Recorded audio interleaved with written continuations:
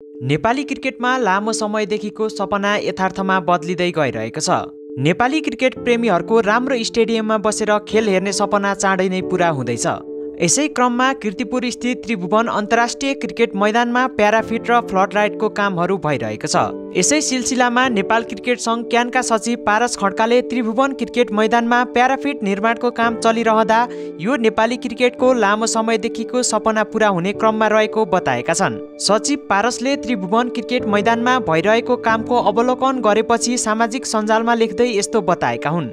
नेपाल क्रिकेटको एउटा लामो समयदेखिको सपना अहिले साकार देखिँदैछ, जसले सम्पूर्ण नेपाली क्रिकेट समुदायलाई असीम आनन्द, गर्व र नयाँ आशा प्रदान गरेको छ।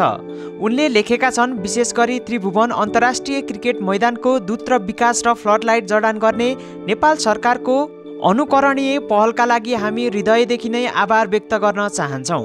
यो महत्त्वपूर्ण पूर्वाधारले नेपालमा क्रिकेट र समग्र खेलकुदलाई मात्र नभई देशको आर्थिक वृद्धि र विकासमा योगदान पुर्याउने एक अहोरात्र मेहनत गर्ने सम्पूर्ण खेलाडी, पदाधिकारी, समर्थक, साझेदार र सम्बन्धित सबैलाई क्यान हार्दिक धन्यवाद ज्ञापन गर्न चाहन्छ, उनले अगाडि लेखेका छन्। पारसले छिट्टै आफ्नै घरेलु मैदानमा विश्व क्रिकेटका ठूला नामहरूलाई आतिथ्य गर्ने क्रममा रहेको र अनन्त सम्भावनाहरूका साथ उत्साहित रहेको उल्लेख गर्दै सपनाहरूलाई यथार्थमा बदलिरहेको बताएका छन्। गएको फागुन 20 गते त्रिभुवन क्रिकेट मैदानमा अन्तर्राष्ट्रिय स्तरको प्याराफिट निर्माणको काम सुरु गरिएको हो। आगामी वैशाख अन्तिम सातासम्म काम सक्ने गरी काम भइरहेको छ।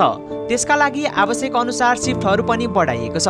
प्याराफिट निर्माणका लागि 43 करोड 77 लाखको बोलपत्र स्वीकृत भएको छ। प्याराफिट निर्माणको ठेक्का काठमाडौँ टङ्गल स्थित रहेको बिकोई केसिडिसी बिजिजेबीले पाएको छ। त्यस्तै फ्लड लाइट जडानको ठेक्का ललितपुरको गुसिङ्गल स्थित विशाड ईश्वरी जोइन्ट भेन्चरले पाएको हो। त्यस्तै फ्लड लाइटको काम भने सुरु हुन बाँकी रहेको छ।